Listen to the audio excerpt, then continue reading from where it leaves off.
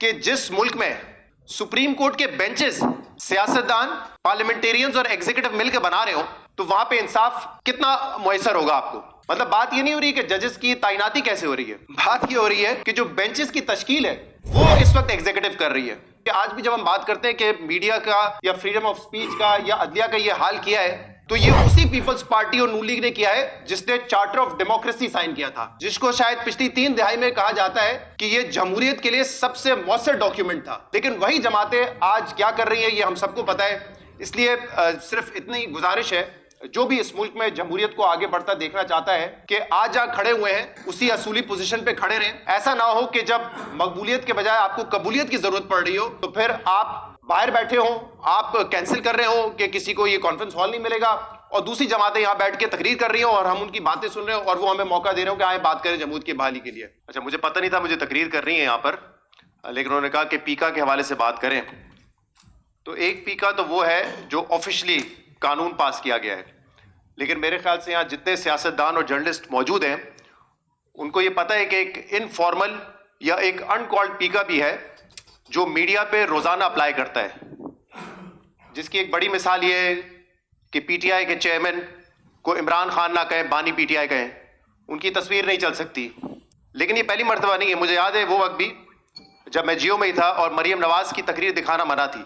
और उस वक्त पीटीआई का दौर था। तो मेरे ख्याल से यहाँ जितने लोग एजाज सैयद साहब या अफजल भट्ट साहब ये बात करके गए, बड़ी इंपॉर्टेंट है कि सियासतदानों को ये याद रखना है कि आज वो कहाँ खड़े हैं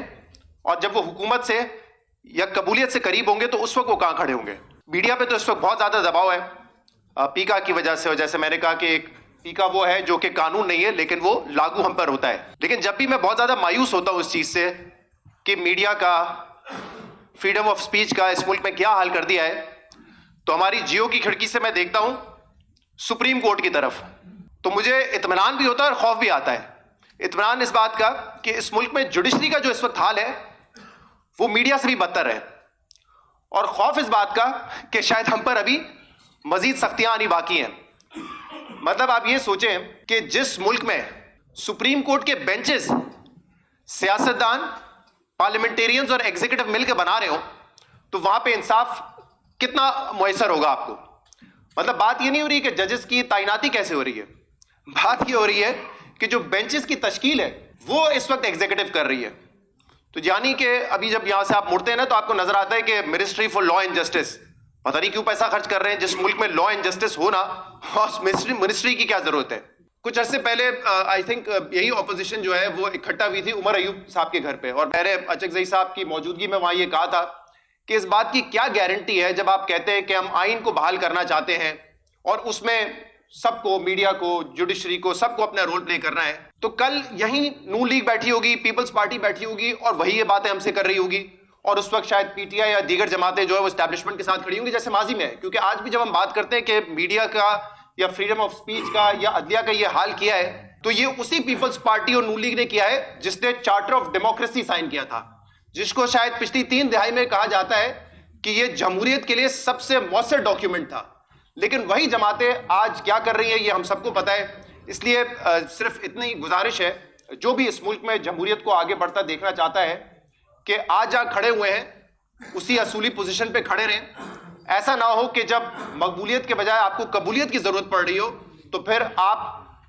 बाहर बैठे हो, आप कैंसिल कर रहे हो कि किसी को ये कॉन्फ्रेंस हॉल नहीं मिलेगा, और दूसरी जमातें यहाँ बैठ के तकरीर कर रही हो और हम उनकी बातें सुन रहे हो और वो हमें मौका दे रहे हो कि आए बात करें जमहूरियत की बहाली के लिए। दूसरी एक अहम बात जो एजाज सैयद साहब ने की और दीगर लोगों ने की,